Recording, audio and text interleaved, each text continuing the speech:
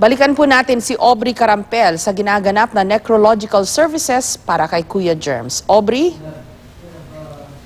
Jessica, patuloy pa rin ng necrological services para kay Kuya Germs dito sa loob ng GMA Studio 7 at kasalukuyan na nagbibigay ng kanyang huling pamamaalam ang anak ni Kuya Germs na si Federico at patuloy pa rin ang pagdating ng mga personalidad sa necrological service gaya na lang ni Kapuso Primetime Queen Marian Rivera.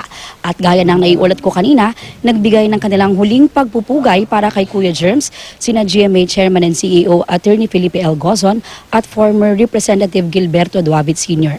Nagbigay rin ng kanyang mensahe si GMA Network Executive Committee Vice Chairman Joel Jimenez.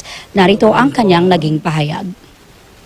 3 words pretty much characterized the man. He was a loyalist who loved and stayed with GMA really through thick and thin. He's a star maker, someone who saw the potential in young artists, in young talents, and what FLG has said and Tito Bibit, and has helped them attain star status.